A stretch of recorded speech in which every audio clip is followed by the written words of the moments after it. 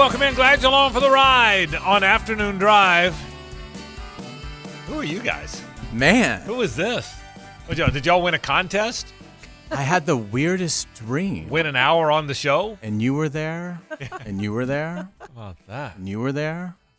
Give me, who are these new people? Do we know them? I don't know who even let them in the building. How did they get a code? I think it was one of these auctions. You win a chance to be on the show. Is that what it is? Yeah, I paid $60,000 to be here, just like the big winners last night that at the Tom Coughlin J Fund that got lunch with Urban and Tom and Trevor. How about that? So then, how's everybody doing? How was alumni Doing week? great. Have fun? It was fun. awesome. It was I was fun, hanging out with Joe Cowart, Matt Hayes, Leon Searcy, JJ. It was unbelievable. How good is that? We're gonna get away and go to the Virgin Islands in the summer. Just to, that sounds like a good. And Hacker is gonna come too. Hacker just was on vacation, but he's gonna join us. If I could think of four guys who could make it rip on the Virgin Islands, it's gonna be the four. Out of control. It's just gonna be the islands once we get back.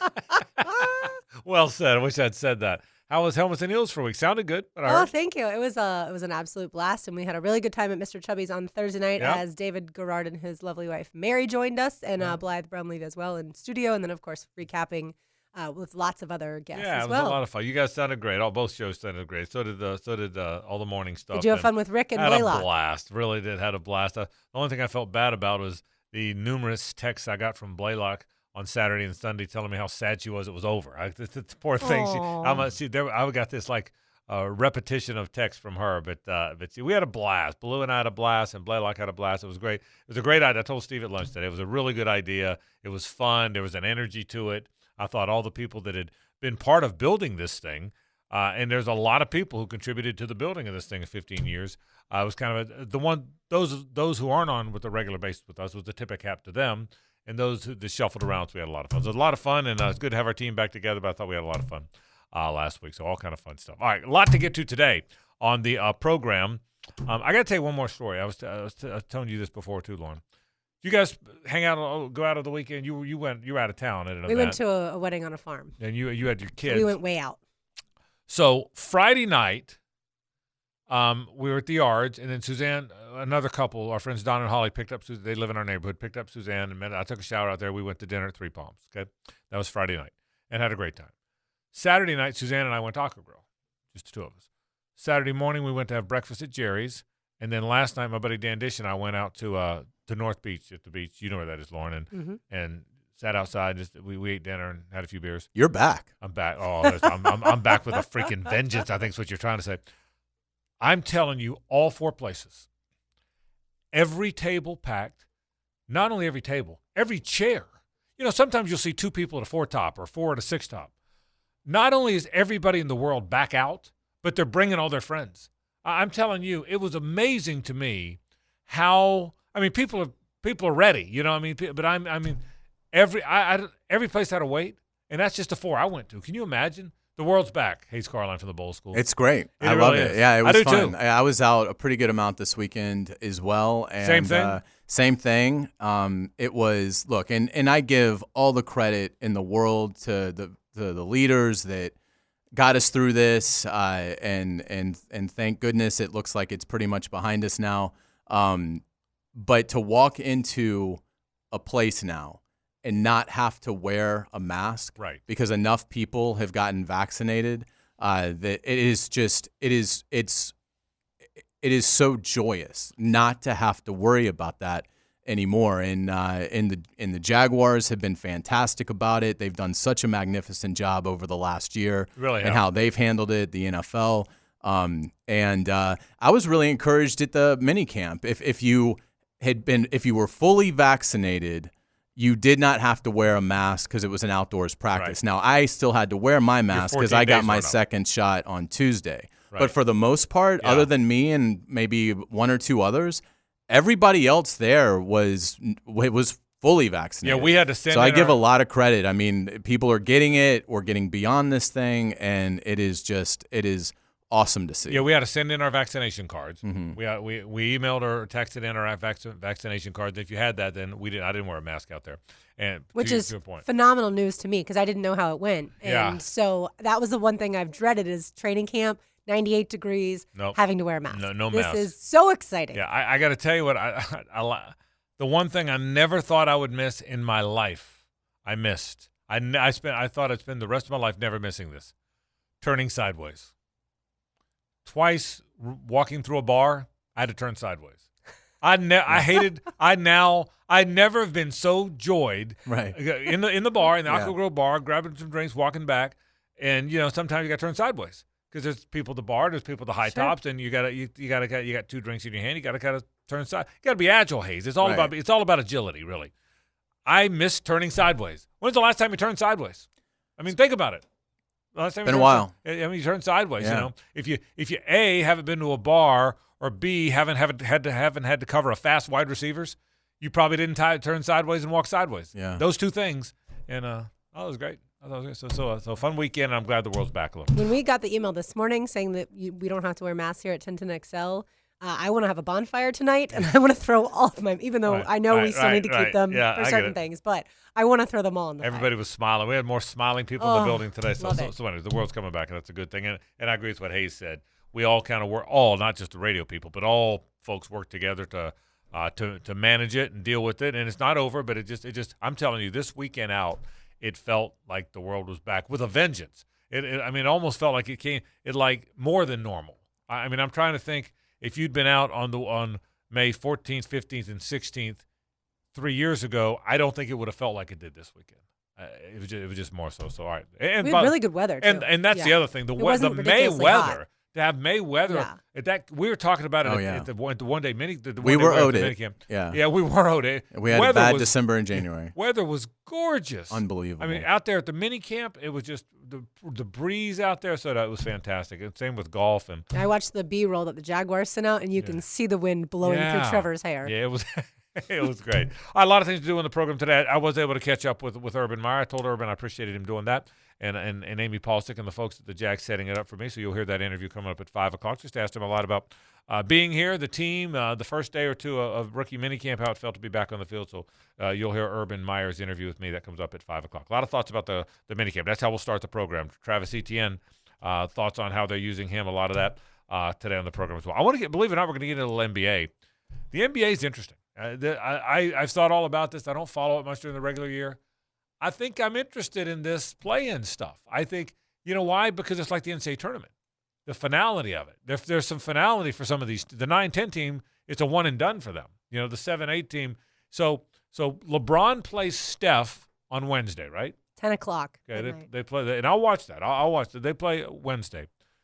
The winner is the 7 seed. The loser of that game goes into an elimination game, and they have to beat the winner of the 9-10 game. I think, I know we talked about it when they announced it. I wasn't sure. LeBron hated another. I think it's kind of cool. I think I would like that better than just the first 8 get in. You're letting 2 more teams get in now, and this will be a week of some finality. Now, maybe I feel that way because I don't follow the league very closely, and some real elite players are playing this week. You know what I mean? I mean, if it was 8 teams playing this week in the 2 conferences that we didn't know any of the players, I might not feel this way. But I think it's going to be kind of a fun week. Yeah, I mean, it's hard for me to get overly excited about anything the NBA does. I just feel really disconnected from it. But no, I get it. But I will say I think there's anything that is new is got some intrigue to it. So I am curious to see what the reaction is. I'm not going to watch Charlotte, Indiana, Washington, Boston on Tuesday. San Antonio at Memphis does nothing for me. But look, Golden State at the Lakers, and with something riding on it, yeah, that's compelling. That's absolutely compelling. So I'm curious to see how it goes. Again, I said this when they introduced it, and this might prove me wrong. The fact that you have the Lakers in it, if they can get healthy and get rolling, but the NBA tells you in its history that the 1 or the 2 seed in each conference, that's who's going to win the title. Like it doesn't. The NCAA tournament does at least have several instances of teams outside the top 8 seeds overall winning the whole thing. The NBA has almost none of that. And so that's the only thing for me. It's like, yeah, it's new and it's intriguing, but again, this may end up being this may end up being kind of reminiscent of when the NCAA expanded and started the play-in games, and it was like, why does this matter? None of these teams are ever going to do anything. And in the first year, VCU goes from playing round to the Final Four with Shaka Smart. So who knows? I mean, but other than Warriors, Lakers, I mean, and again, for me, that's at 10. That'll even be a very tepid peak. But it's new, and we always are intrigued by the new. But imagine this. In the NFL, what do we have? 12 teams make the playoffs? Okay, right? Is that number right? I think it's 14 now. 14 now. So 14 teams make the playoff of the 32. Well, that's right. They added 2. So 14 teams make the playoff. Well, imagine if one year they expanded it to 18, which is kind of what they've done, and Jacksonville was one of the 4. Well, that would change everything in our city. It would change how much we talked about it. It would change the excitement level of our city. We're not an NBA city, so it doesn't affect us. But I'll be interested to see whether they keep the tournament the way it is. All right, I got a lot of things to talk about. We're going to talk about minicamp. That's how we'll start it. We'll talk a little about the NBA. I got a stat on LeBron that's interesting. Kyle Trask looked very good at Bucks camp. We'll certainly get to that. I got a thought or two about Blake Bortles, so a lot of NFL stuff. The Florida Gator baseball team, boy, they're close to that top 8 now. They're not there yet, but they're close. Can they get a national seed? We got a lot of fun stuff to do. So thanks for joining us on a Monday. This is 1010XL and 92.5 FM. Like Coach knows what he's doing. He's doing what's best for the team, and I feel like it's going to work out really well. The comments of new Jaguars running back / wide receiver Travis Etienne, talking about his head coach Urban Meyer moving him to wide receiver at least for the minicamp. Frangie, Hayes, Carline, Andrew Gibson, I'm Lauren Brooks. The gang is back together after Alumni Week last week. All right, Frank, you were at the hour-long, at least the hour that the media could watch. What did you think about Travis Etienne? And they let us stay a little longer, but you're right. Well, 2 or 3 things. Obviously, first and foremost, you know by now, you've heard it all. Trevor can't take snaps under center. One of the things that Cap and the doctors don't want him doing is anything that could impact his left shoulder. So taking snaps under center could possibly do that. So rather than let him take snaps, they don't want to make sure he doesn't hit the ground. So and he can't hand off because you sometimes hand off with your left hand, and so in fact, so for those reasons, there wouldn't be much point in having in an 18-person practice. There wouldn't have been much point in having a true running back anyway, and I think everybody's made that point. But beyond that, I think we have to be a little bit careful that every time something happens in May, we think it's tragic. They're going to sign people to a tight end spot. Oh, that's tragic. Well, it's May. I mean, 90 guys go to practice. If they sign him. They're using – I think some people saw that and decide that he is now going to be a full-time wide receiver playing behind DJ Chark. That's not the point. I think the point was let's let him get some wide receiver reps. Let's see what he does in space. Let's learn a little bit more about him. You know what else it is, Hayes, too? They're smart, too. They made a point. Urban made a point to say that in his presser. So he's trying to send a message to the rest of the league, too. Made a point to say, okay, you might have to cover him. So my guess is this will look like – I think it's great that he's out there. And we all said when they got him that they will use him in some unusual stuff. I think we said that they drafted him. He's going to line up wide some. They're going to throw him some wide receiver screens out there. They're going to run some jet sweeps with him. Do I think they'll send him downfield on pass patterns a lot like they did here? My guess is other than wheel routes out of the backfield, I would be surprised if you see a lot of that. But who knows? We don't know. They're not saying, nor should they. But I still believe when it comes to when they play, James Robinson will be. And when I talk to Urban, you'll hear it in the interview. He likes James Robinson now. So when they play, I think it'll be Mark Ingram and Alvin Kamara. When Kamara first got there, I think they will use him in space. I think they will line him up wide some. But, Hayes, I don't find myself thinking it's going to be any different with Travis Etienne than I thought before I walked out there on Saturday. Yeah, the thing about it is a couple of things that you brought up. How could you possibly do a lot of running back work anyway when you have 2 offensive linemen, you have like 3 defensive linemen working out, they don't want the quarterback doing any sort of exchange.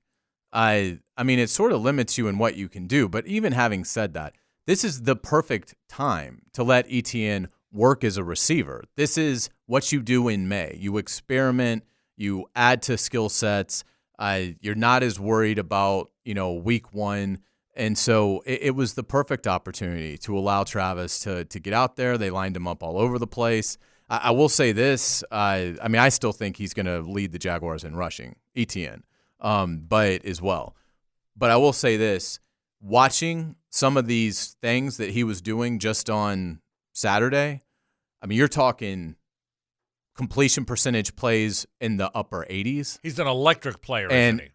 man, if the defender misses, he's gone. He is that guy. He is that guy. It is. I agree with that. It is going to be so much fun. So I mean, I think that I still think he's more running back than receiver, but I think what they're going to have him do is going to help Trevor Lawrence out so much and has such potential for yards after the catch. It is really going to add a great dynamic to this offense. Yeah, and that's an exciting thing, certainly. You mentioned 2 offensive linemen. What did you think of Walker Little? Go first. I know you're passionate about this. I mean, I went in with zero expectations about Walker Little. And after watching him just physically how he moves, how he can bend, the agility, how loose he is in the hips, things like that. We know the pads have to go on. We're not going to really be able to start making any sort of firm judgment until that happens in August. But for just seeing him up close, I will say this. I was not impressed with Luke Joeckel physically the first time I saw him. I was not impressed with Cam Robinson the first time I saw him up close. I just didn't think that they were that developed in their upper body. Walker Little looks like he's been playing in this league for a while. I mean, I thought, and then Urban Meyer went out of his way to really praise him afterwards in his meeting with the media. I think Walker Little has the look of a starting left tackle sooner rather than later. And again, he still has a long way to go, but the Stanford skyscraper, I thought, stole the show on Saturday. When you said Urban Meyer talked about him afterwards, he pointed out he's up to 329. Right, with like 20% body fat, I think that's is what he insane. said. Yeah, he's not a skinny. He's 3, and he looked 329. I kid you sometimes because you can be over the top, good and bad over the top. Yeah. When I saw you tweet that the other day, I was with you. He looks. You know what I thought when I watched Walker Little, and I watched him close. There's only 2. Austin Pleasant was the other offensive tackle there, or the lineman there. So the individual drills was George Warhop with those 2 guys. And I watched. Did you notice this? That he was a good listener. Now there were NFL type. Pleasance has been here before in camp. There were NFL type things that Warhop was showing Austin Pleasant with his punch that Walker was getting. They didn't know it. Did you notice that? Mm-hmm. Pleasance would do it, and Warhop it sounded like he was saying do it kind of like he did it, and so it was fun watching a young guy gather in NFL coaching. It was kind of cool for me watching that. But I agree with you, Hayes. I don't know how much he's going to play, but assuming he's healthy, the most important thing is, look, I think Cam Robinson and Juwan Taylor can be really good players. They are talented young guys, drafted very high, played for big-time programs in big-time games at the college level, very athletic guys, tough guys, skilled guys, smart guys. There's a lot of reason why they can be very good tackles. But now there's an option if they're not. That's when has this franchise had that?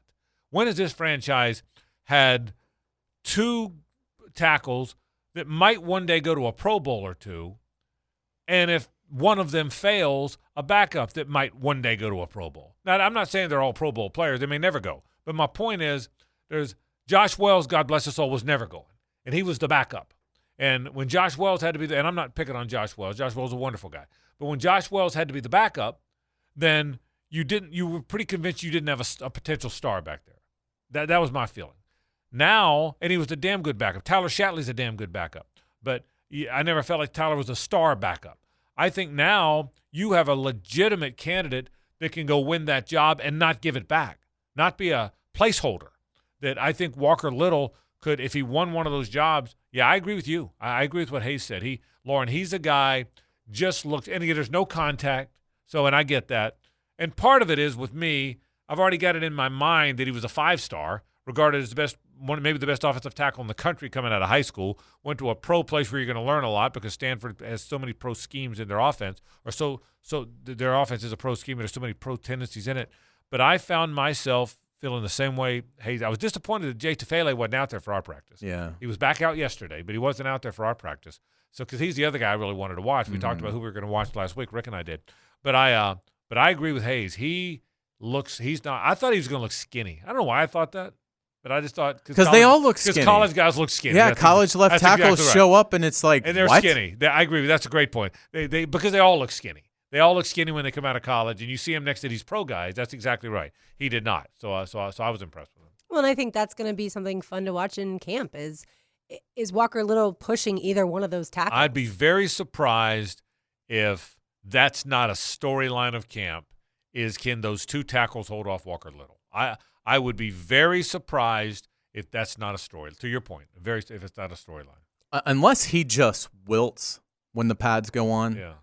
I don't know how he's not. I don't know how he's not going to be one of their best five. I mean, I just.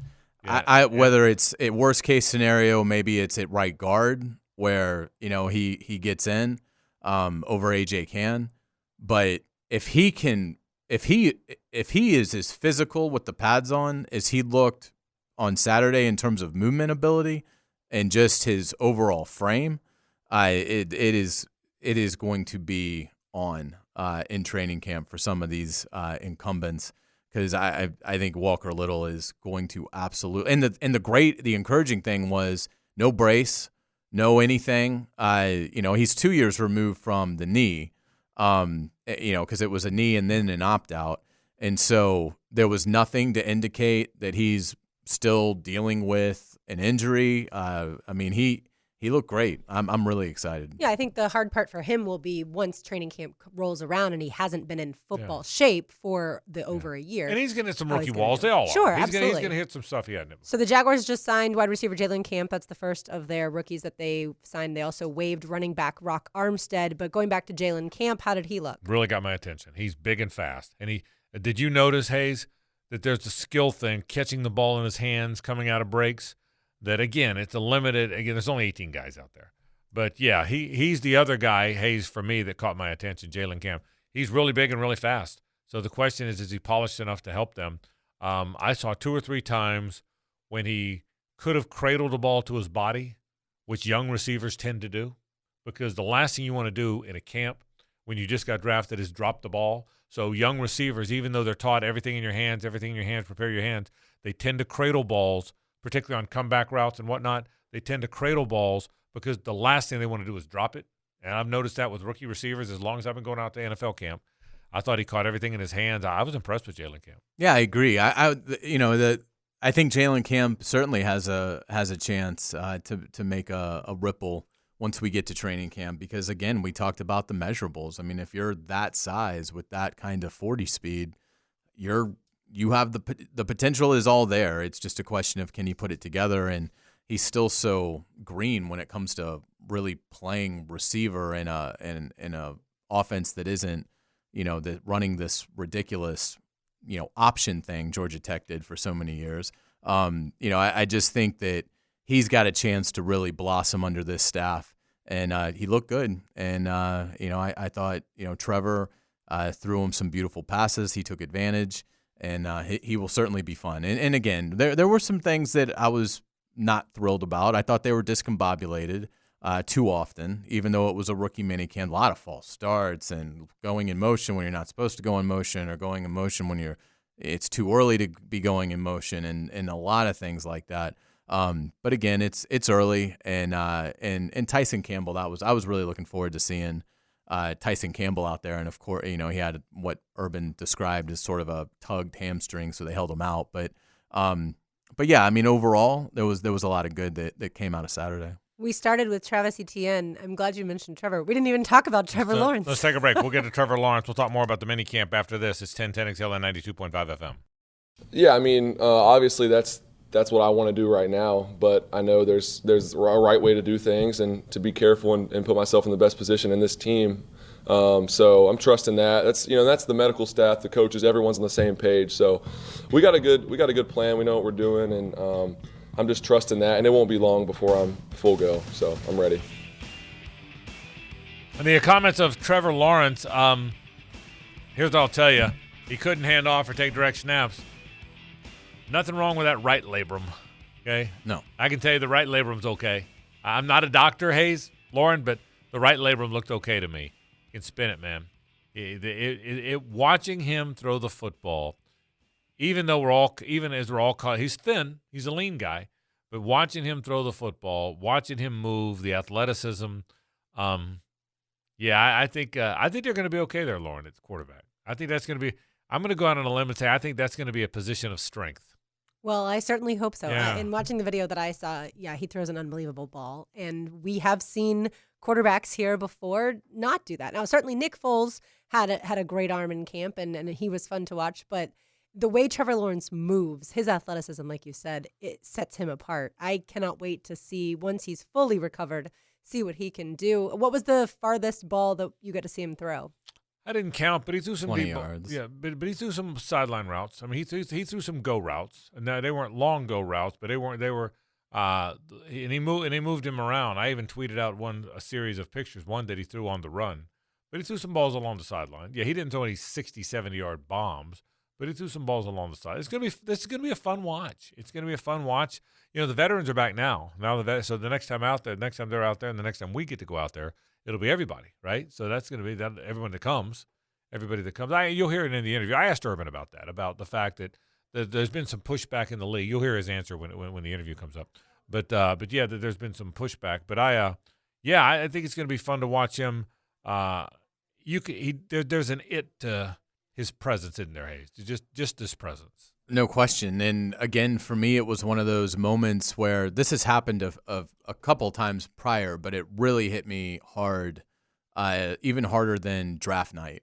Seeing Trevor Lawrence on that field wearing that uniform and going through a Jaguar practice really was like, I still just can't believe this happened. I cannot believe that the stars aligned in such a favorable manner that Trevor Lawrence is the Jaguar starting quarterback, and I'm watching him on their practice field go through a rookie minicamp practice. And while he obviously was being, held back in terms of number of throws, length of throws, and things like that, not taking a snap from under center, even just watching him run at half pace, he glides. I mean, he covers so much ground with one step because he is fast and he's 6'6". And obviously when he throws it, even when it was short, I mean the routes to ETN, the short ones, I mean, if you're a defender, you're going to have no time to react to that. I mean, the ball is literally out of his hand into ETN in what feels like a millisecond. And it's just going to be, if you don't have speed defenders, I think it's a matchup that you're going to get consistently exploited against this season. If Lawrence and Etienne are healthy all year, I think it is going to be something that is going to be awfully tough to defend. Were there any drops? I didn't see any, but in fairness, the quarterbacks were at the other. The quarterback was at the other end. All the passing. There was none at our end at all, right, Hayes? I didn't see any. All the passing was at the far end. We're in the north sideline, like we always are. And again, it was very intermediate, short to intermediate, pretty much the whole time. So you didn't see a lot of dazzling, but you also didn't see the biggest negative was the alignment stuff. And again, I get it. They just got there, But in terms of execution, once the play began, Trevor missed a couple here and there. Now, I don't know if it was because the guy ran the wrong route. The misses were so off that it would lead me to believe that there was more of a miscommunication than it was an inaccurate pass. So just stuff like that. It just was, whether it was it's our second day out here and we know we're coming back tomorrow, and so because Urban sort of made it sound like Friday was much better than Saturday. But that would be the only thing they had a lot of pre-snap things like that, communication things that to me were more than what you would expect even on the second day of rookie minicamp. Yeah, there was only a handful of receivers out there. Badr Bebe was out there who they signed. There only I think three receivers were out there. I think if you think about it, there were. The tight end Luke Farrell. Am I saying it right? Mm-hmm. Luke Farrell from Ohio State, who's interesting because they didn't draft him not to have him. And one of the things that you'll hear Urban talk about in the interview is there's other tight ends out there. Because I asked him about Tebow, and you'll hear his answer to that coming up in the program. But I think there's other guys out there. So but there weren't a lot of pass catchers in this thing. It wasn't like there's a bunch of guys out there catching passes. Tim Jones was a wide receiver was out there. Josh Hammond, the former Gator, who was on the practice squad last year, was out there. But there wasn't a whole lot you could do that you could see. So it was an interesting workout for the first day. Trevor Lawrence, I thought, looked the part. What I think is going to be interesting is how it will look with Trevor when they're out there and the full team's out there and there's other quarterbacks in camp.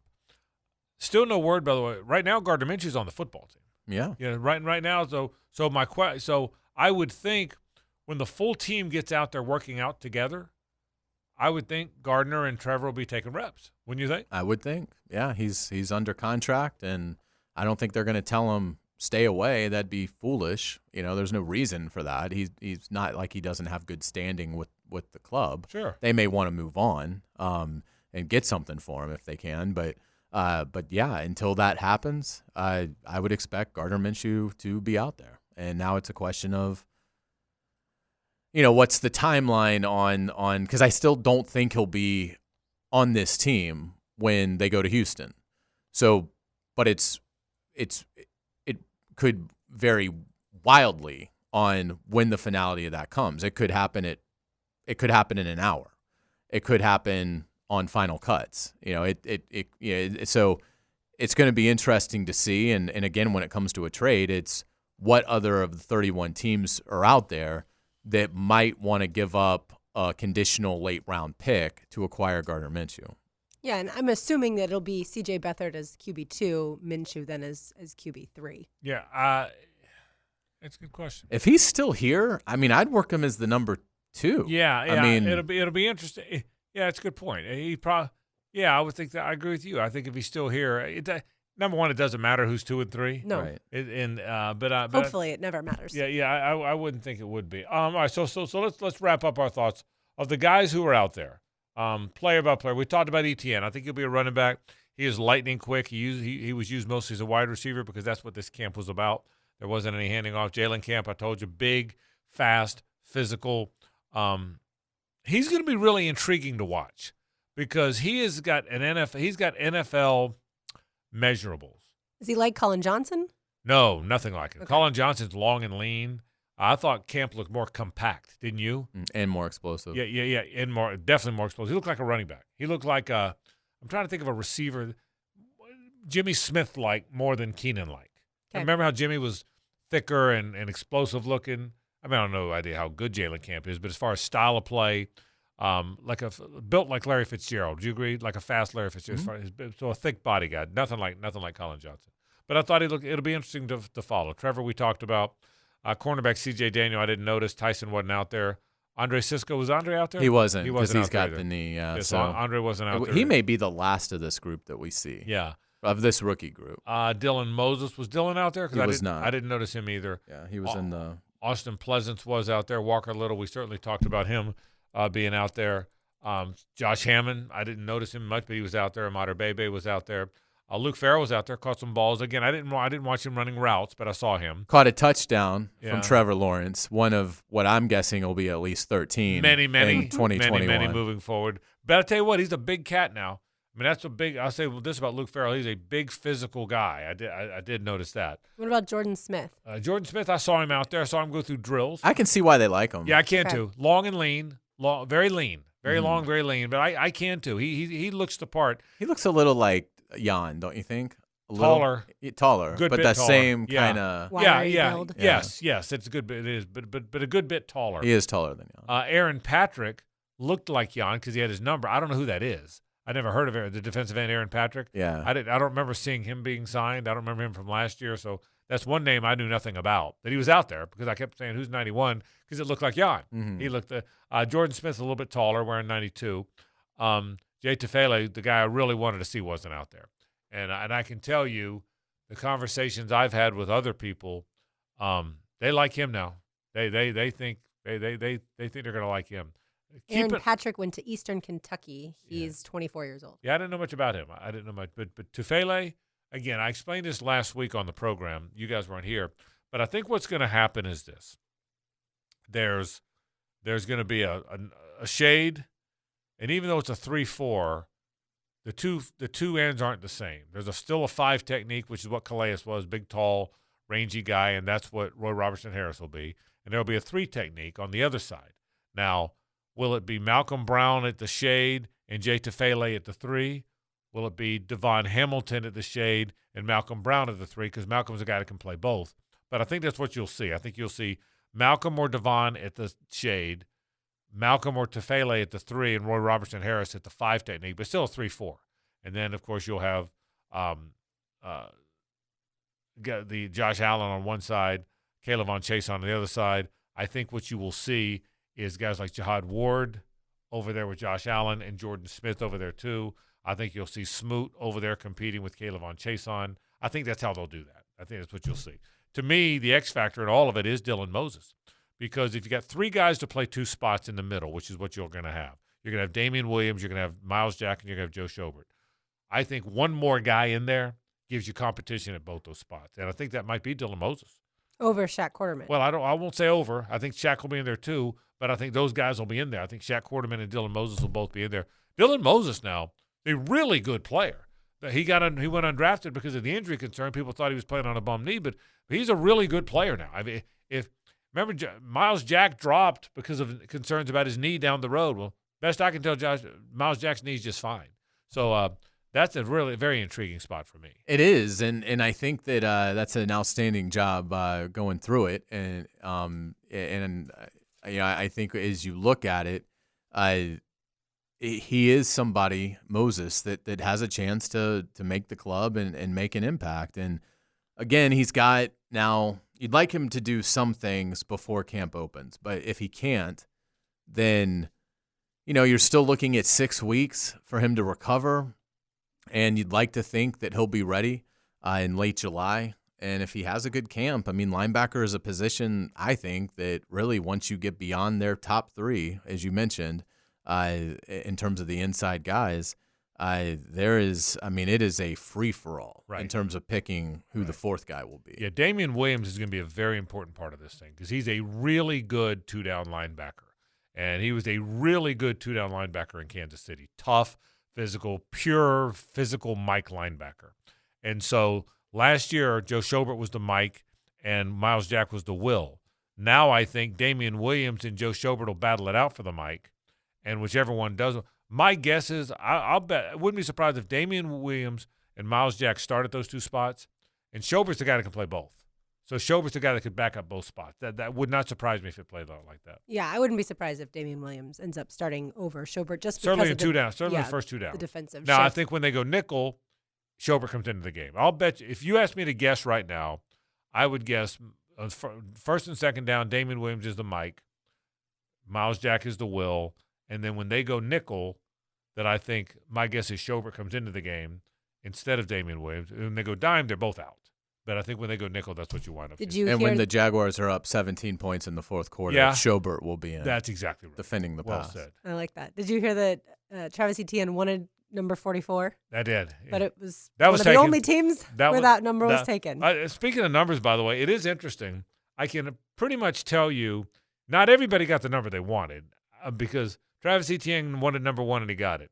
I'm relatively confident. I think I can say this with relative confidence that Tyson Campbell and Andre Sisco didn't show up here and say, can we please have 32 and 38? Those are numbers you would give rookie defensive backs in the old system, right? So my guess is if Tyson Campbell and Andre Sisco, I think Andre Sisco wore 8 News Bulletin, they're probably not issuing that one. Okay, so, but my guess, here's my guess, and this is a wild guess. I'm going to guess before they give out, let's see, one they've already given out to ETN. I'm going to guess before they give out 2. I think C.J. Beathard's going to wear 3, but I think before they give out 2, 5, I think Luton still has 6, 7, before they give out 2, 5, 7, numbers like that, I'm going to guess they're going to go to their veteran guys. Wouldn't you think? Yes. I would think Laviska Shenault's going to get a crack at number 2 before Campbell and Sisco do. Wouldn't you think? I would. Now, C.J. Henderson apparently didn't get a shot at one before ETN did, unless they asked him, and he said, "No, I'm good." Who didn't want to buy out his jersey, so we'll see what happens. So, all right, Fun Camp. You'll hear from Urban Meyer about an hour from now.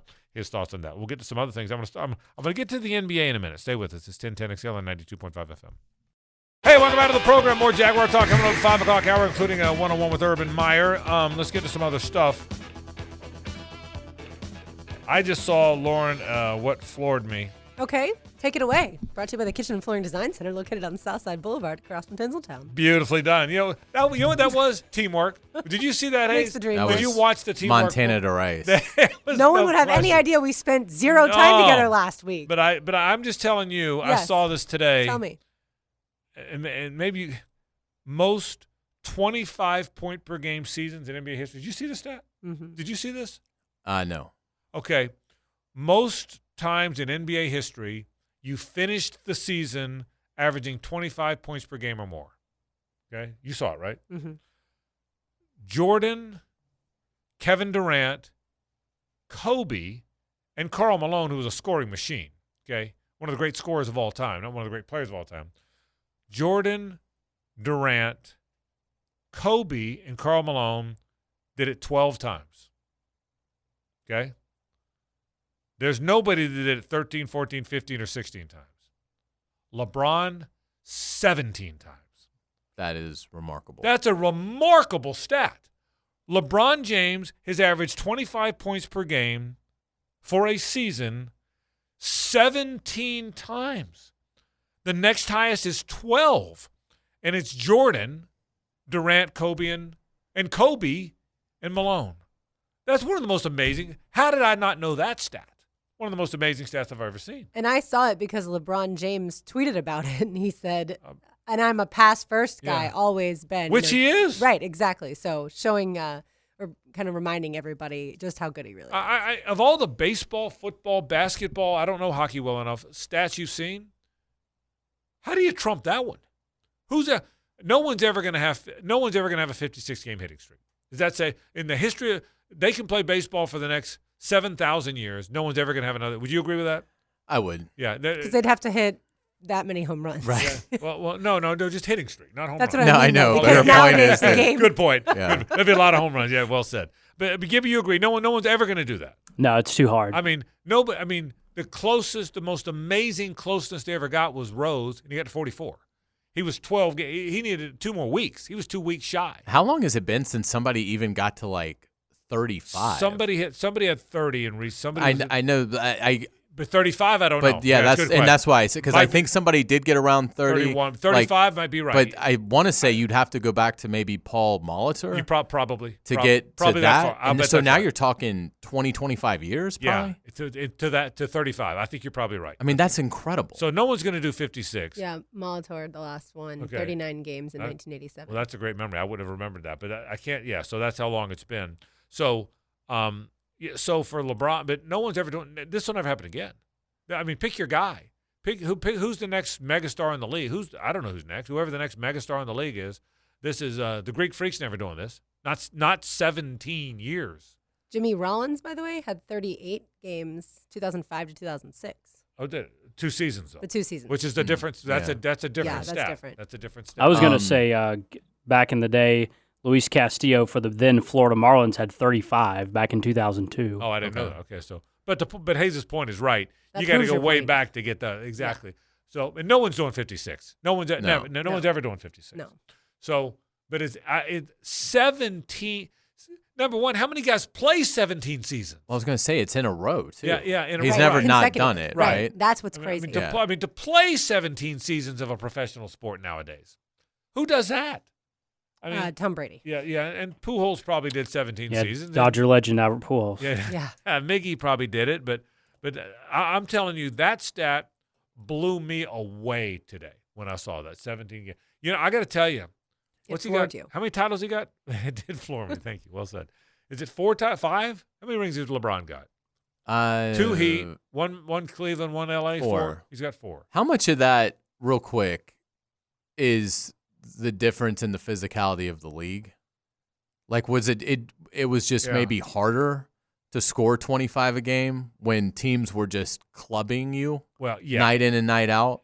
Yes. And LeBron hasn't dealt, and maybe early in his career, the league was still somewhat like that. I'm not trying to diminish it. It's incredible. But your point's But I'm just trying to offer an explanation as to why these other players that were great didn't even come close to it. And there's more open shooting now. That's why what was the stat we saw with the most games with 10 3-pointers? Steph is way ahead of the pack. Klay Thompson is second.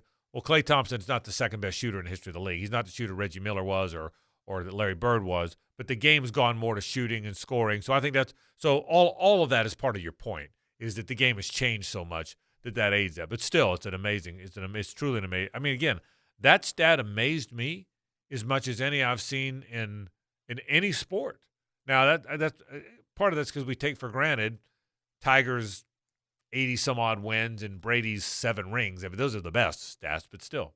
So you'll be cheering for the Lakers come Wednesday night? Oh, absolutely, I will. I'll obviously be cheering for the Warriors. Yeah, just double checking. I will absolutely be cheering. If I can stay awake. Yeah. So, and I didn't mean to cut you off because you were getting ready. You were trying to figure out how many championships LeBron has won. Yeah, he's won 4. Right. So with this streak, is kind of where you're going. Yeah, he gets another one.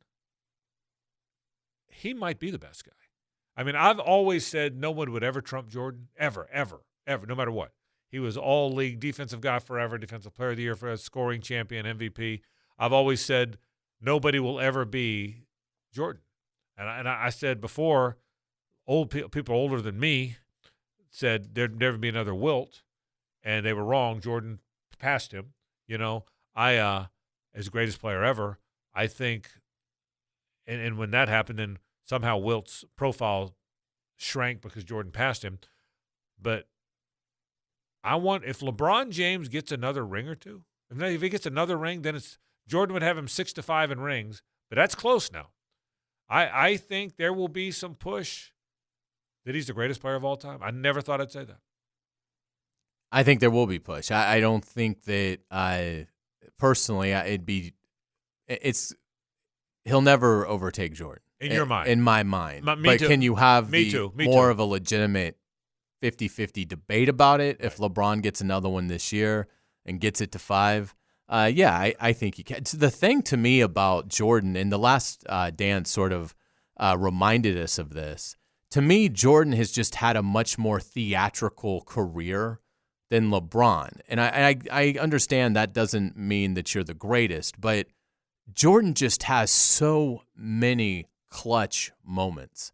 And I do think that means something when you are as close as these guys are. And to me, LeBron he's a magnificent elite player, and is probably clearly the second best player to ever play. But Jordan just had so many moments. I mean, just a career of unbelievable moments.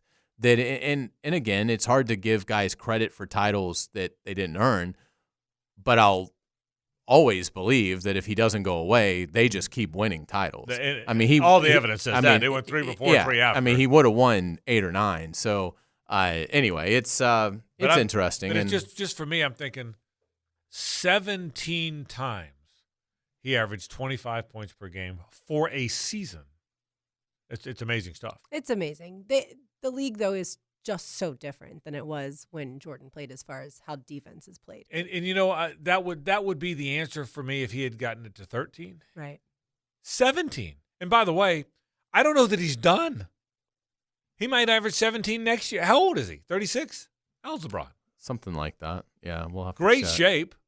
I mean, he's in phenomenal condition. Let me ask you this, for a guy that might challenge it. He's 36. Because he did it.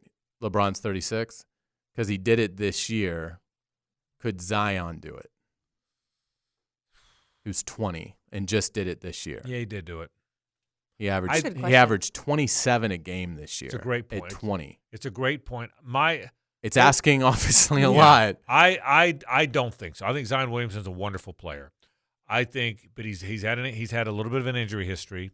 He's a big physical guy, and more often than not, this will be guards that do this. Even though LeBron's a physical freak, but even though Zion can shoot it, I think Zion scores. Zion's best basketball is around the rim. LeBron can score. I mean, he can shoot it. So, but yeah, that's great. Great point. If somebody was going to do it, if he stayed healthy, then he'd have every chance to do it, wouldn't he? I mean, he did it. I didn't realize. He did it at age 20. Again, I pay so little Me too. attention to the NBA that I'm sure there's people out there that are like, well, no, duh. Me I didn't too. realize Zion Williamson is 284 pounds. That's what he's listed at least. 6'7", 284. And moves like that? Yeah, he can really move. He can really move. So, 284 pounds? yeah. Good luck. Yeah, that's he absolutely does. So Is that right? Or is that just a typo on ESPN? No, that's that's right. That is incredible. yeah, and he can shoot it, and he can get to the basket. But but he's not a guard. He's not going to have the ball in his hands the way Jordan and LeBron did.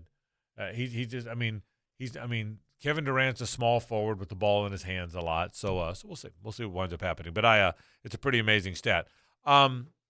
You're rooting for Steph to carry on. Of course. Now, by the way, they might both get into the playoffs. Mm-hmm. You could whoever They both will. Yeah. I would. The think, NBA will assure it. You would think the loser of Wednesday night's game will win Friday night's game to get everybody into the playoffs. So you would think somehow, some way. No, I've been Team LeBron since he came to the league. I've been Team LeBron since he was carrying Cleveland against all those teams, all those West teams with way better players, and he carried them and he carried them and he carried them. I enjoyed the Cleveland years more than the Heat years because the Heat years it was sort of an all-star team, but I've been Team LeBron from I hope he plays till he's 40. I hope he's Brady. I hope he plays till he's 46 and keeps right on winning them. So we'll see what. And he was funny in Trainwreck. He was very fun. And there's that too. We'll take a break. Let's talk more NFL. Some quarterback talk after this. Stay with us.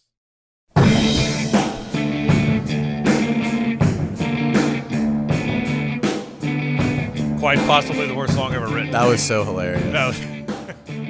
She was so happy. That was so hilarious. No matter how many bands she picked, she waited all week for Cash Yeah. Fire, just so you know that. Yeah, that was great. Yeah, I was getting texts knowing it was coming at some point. And Boston on Thursday. How good was yeah, that? She was. She did. I didn't know magnificent. she was a big Boston fan. Yeah. She said, well, I'm kind of a big Boston fan, but I knew you're a big Boston fan. So she was. Didn't you think she'd do Otis Redding one day? Yes. I was convinced Otis Redding would come one day. Yeah. I predicted. I didn't realize Yes was in the mix also. Well, her dad's a gigantic Yes fan. Okay. Now she's a Yes. She likes Yes, but her dad George, that's his favorite. But he's a great music guy. And I didn't know she liked Heart that much. Yeah, I didn't either. Which was a great. She did. Heart's really good. Heart is really good. So I don't hate Zeppelin. Blue Goose hates. I don't hate Zeppelin. I hate that song. Okay, so, you know why I hate that song? What's Because wrong it's the with the worst song? song ever. Is there written. in all seriousness? Is there some kind of like? Was there like? Were you at a party one night the first time you heard it, and like the party didn't go your way or something? And because I mean, look, I think we all have like songs that we don't like, and it's got more to do with like maybe where memory. than it does the song. Did you get turned down at the Ramada Inn when Cashmere was on? It's a great. You know what? That's a great thought. If you were, you'd be a good detective. It didn't happen, but I'd follow that line of thinking too. No, the first 2 or 3 times she used to play it back in the day, I would just snarl and and then she would crack up, and that became the thing. And then she got to where, and then that was all. I thought this is an awful intro to a song. This is terrible. Well, then Chase Utley, he uses it as his walk up, Right. and for whatever reason, Blaylock always worked the game for every Chase Utley walk up of all time. And I would get texts at all times of the night. Chase Utley walked up. Thank you for that, Jessica. I'm pretty sure. Okay, but I'm trying to go to bed now. Okay, so but no, we had a fun time. We had a fun time with the music and a fun time with hanging out with Rick and Jessica. She really had a good time. She was, I thought one of the cool things about Alumni Week was it was cool. It was cool to look back at everything we've all done together. You know, it was cool hearing Blythe on with you guys. It was cool hearing. And we should have had Manzi on our show. I didn't think to have Scott on because we had so much fun. The intern. The producer, actually. The producer, yeah. But I mean, it was fun hearing all the shows talk to people that have been on in the past. I thought that was cool. You guys had a bunch of guests because that show always has a bunch of guests. But I thought that was cool. It was cool. It was some of the stories that people told were, I mean, hilarious. Did you get a chance to hear Terry Norvell? And if you did, this is your time to respond. No. Actually, Terry's story was 100% true. Now he embellished the whole week thing, which is really funny, but it's 100% true. We were in line. They were carrying their bags. I said, I'm going to get a bellhop. I got the bellhop, and they're still standing in line, Terry and Jeff. and Matt had it right.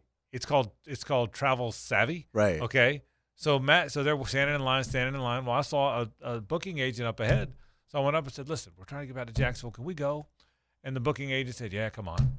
I came on. I look back, they're still in line. So I probably, if I was a better person, and I'm not, I probably would have You could have given him a wave or something. No, I did give him a wave.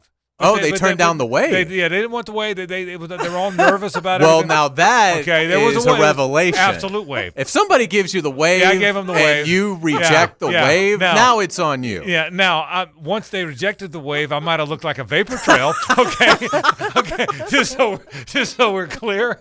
But and then it helped my cause at all if I said there was probably 10, 15 seconds I felt a little bit of guilt before I got on the plane and then started having my beers on the plane. Yeah. Just a little bit of guilt, but it's a 100% true story. Prosser was so mad at me, he wouldn't talk to me for a week. Okay. Norvell just because Norvell never stops talking. So Norvell can never not talk to someone because that would mean he's not talking. Okay. So I feel his pain. But yeah, it was 100%. It was a hilarious story. It was 100% true story. All right, Terry going, it's just because Frank was so weak. It was his weakness, his skinny arms. He was, and I was on Southside Boulevard crying when I was on my way to lunch. It was hilarious. But the stories were great all week long. We had more fun telling stories. The stories about Scott Manzi were hilarious because Scott is one of the most wonderful people ever. Terrific play-by-play guy. He's advanced over at JU. He's a shining star over there. He's a great play-by-play guy, helpful guy, one of the nicest people of all time. Worst producer ever. Worst producer of all time. He would come in there. Baloo, I don't know if you heard Baloo tell us.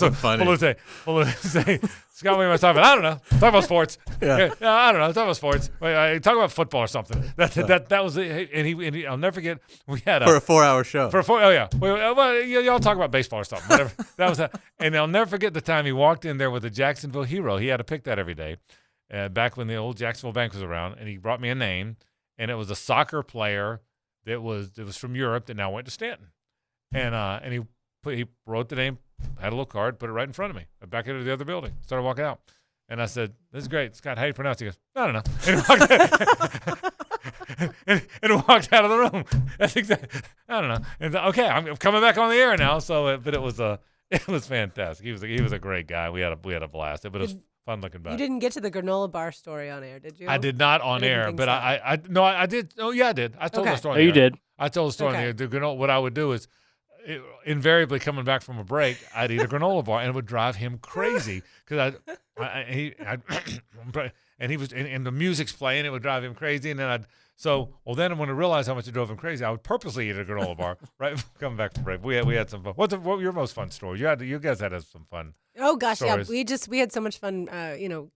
Catching up with a lot of the former heels, basically. And I hate saying it like that, former heels. Right. Like now they're good people. They're heels for life. Right. Yeah, it's like the CIA. Yes, absolutely. I just know heel, in wrestling is one of those bad terms. But yeah, we got to talk to Blaylock, the aforementioned, and we get to talk to Amanda Borges. It was great to catch up with her. It's actually Amanda Borges DeVore now that she's married.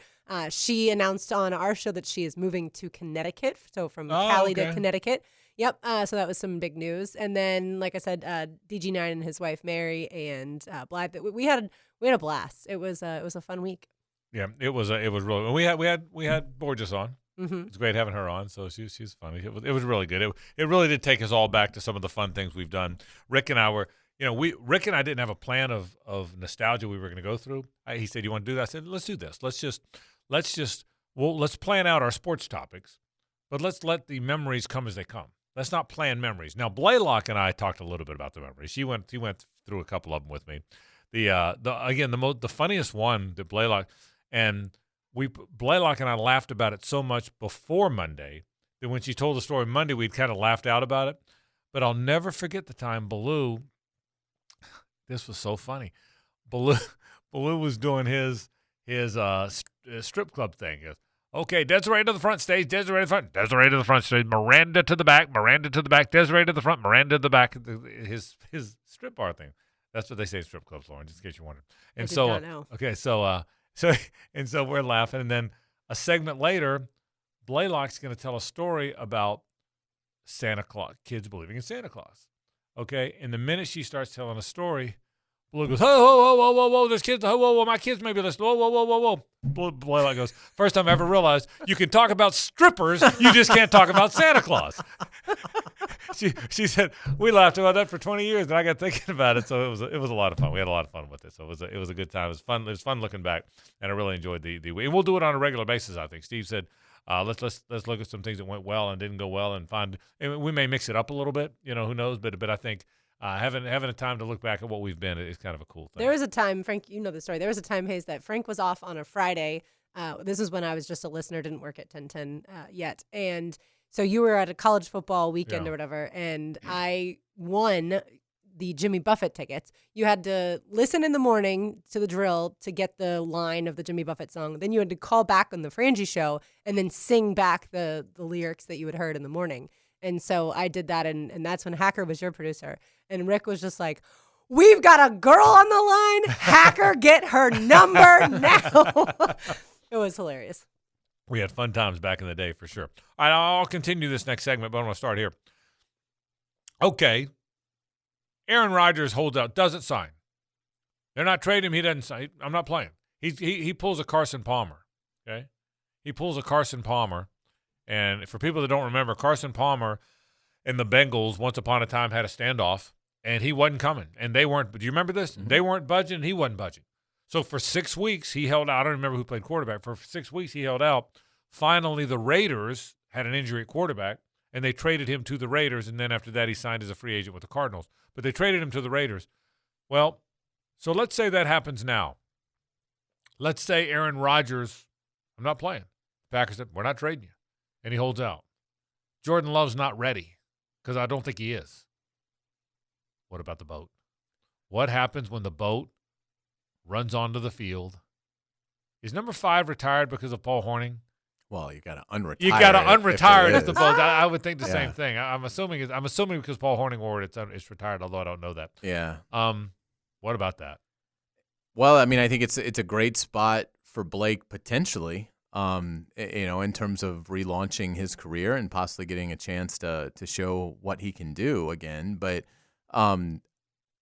if Jordan Love can't beat out Blake Bortles now after being there for a year, then that's an even dumber pick than it was the day they made it. I mean, if you're LaFleur and you've had Jordan Love in that building on your team for a year, and he is not ready, and you've got to start Blake Bortles, who we all love, but I think is an incredibly flawed starting quarterback in the NFL.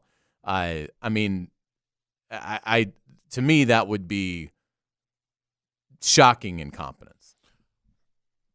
But how would he do with that team? Poor. I don't know. And look, we all know how limited Blake is in many ways. I get that. But there's a side. I don't think it would be a disaster. I don't think it would. I don't think it would be a disaster. Well, that's my point. But I don't think do I it think would he's be. going? Do I think he's going to the Pro Bowl and leading him to the Super Bowl? No. But I think it would be fun as hell. Maybe it's because I called so many of his games. I called every game he played here. Maybe it's because I watched him so much. And I'd root for him. Yeah, we all would. He's a wonderful guy. He's such a good guy. We'd all root for him. But I think don't miss the way this gets translated. By the time it gets to Twitter, Frangie said Blake Bortles is a great quarterback. No, I didn't. We all recognize the same flaws that we saw here. But I just think with a veteran team, a great receiver, a really good running back, a system that works, I would be very intrigued to watch him go in and play. I would. I just think, do I think he's completing 71% and going to have 14 touchdowns and 1 pick? No. But I would be interested to watch that. Would you think Minshew would lead the Packers better than Blake Bortles? That's a great question. Totally different. Way better passer. Because to me, the answer is yes, and I don't think Minshew's a great quarterback. Yeah. No, I don't necessarily think I'd think he'd lead them better. I think he's a better passer on a veteran team. I think there's some things Gardner would have to do differently that Blake does differently from a veteran standpoint, knowing when to tuck it, when not to tuck it, hanging in the pocket. Blake Bortles' biggest problem, he just wasn't very good at passing the football, which could be a problem for an NFL quarterback. That's the biggest problem for an NFL quarterback. But as far as the other stuff, the locker room presence, the knowing when to hang in the pocket, knowing when to get. He had no problem. Blake Bortles was good at everything but passing. But because he wasn't a good passer, he's out of the league. I mean, Exactly. Think about that sentence. No, I'm with you. It's like it's incredible. But it is true. But is it true? It is true. Yeah. And he was selected 3rd overall in the draft. His pro day, I will never know how it happened because Blake Bortles at his pro day, being guided by Jordan Palmer, put on a workout that was sensational. Right. Sensational. And then he shows up to rookie camp a month later and can't throw a pass. Yeah. I mean, I've never seen anything like it. And but I just find myself wondering, again, knowing his limitations. And you're right. Throwing the football. Yeah. It's a limitation. But they did sign him. They did. I mean, this is, and let's be clear. That shocked me. This is the Green Bay Packers. The 2 teams that have signed him were the Los Angeles Rams and the Green Bay Packers, 2 teams who have played in Super Bowls recently. Well, he was on the Broncos last season too, right? I guess the Broncos signed him for a little bit. Yeah, good point. But my point is, they're not all idiots. Right. There's a reason you bring in a Blake Bortles. But they also brought in Kurt. The Packers did at quarterback. Yeah. So I think they're just throwing darts at the dartboard. Yeah, but those 2 guys, one guy went to the championship game, and Kurt Benkert's the guy that is a camp arm. So, no, again, I'm not trying to say he's a great – I'll tell you this. And by the way, I think Rodgers will probably play there now. I think the more I think about it, I think Rodgers probably going to be the Packers quarterback, and that's that. But if he wasn't, and all of a sudden it was opening day, and that's the game I'm DVRing the game. Are you? You're not? Oh, sure. Yeah. I'm DVRing the game. If Blake Bortles throws a touchdown pass to Mercedes Lewis, yeah. I mean, Mark Long's taking us all to Vegas. That's exactly so, right. I mean, it'll be glorious. So, Yeah. obviously, I'm going to be locked in. But I'll say this for Blake. And again, I'd love for him to have success with Green Bay. He's a 59.3% lifetime completion percentage quarterback. 59.3%. Just to give you an idea of how atrocious that is, that would rank on last season's total, that would rank 34th in the league. Now, amazingly, it is above Carson Wentz, who was 57.4% last year. Have fun with that, Indianapolis, if that's what he is for you. That's a guy. I don't think is very good. And he's below Sam Darnold. It was 59.6% completion last year with the Jets. So think about Dwayne Haskins is 61.4. It's just Tua, who people are like, what are they going to do about Tua? Tua is 64.1%, and completion percentage isn't everything. I understand that. But it's a big thing. Yeah. But it can't be discounted. Yeah. And the fact that this is his career, he's a below 60% completion percentage player. If you could count the pick sixes, that would bring it up to 68.7%. Yeah. And by the way, the Bengals that year had drafted Andy Dalton in the second round. Okay. They drafted A.J. Green, 4th overall, then they drafted Andy Dalton with the 35th pick. And that was the year he held out. That was the year that Carson Palmer held out. Okay, interesting. And I did not remember that. And I probably was part of it, too. Right, yeah, to bring it all place. full circle. Take a break. When we come back, let's talk about one of my favorite topics, old guys. Stay with us. Crawford, high drive to right. It is out of here. That was Dwayne Kuiper, the San Francisco Giants play-by-play guy when Brandon Crawford left the yard. Gibby, have you noticed what's happening with the San Francisco Giants and other teams like them? Yeah, I mean, you look at Crawford, for example. He's an older guy that's, he's raking right now. He's doing well. The whole team's old.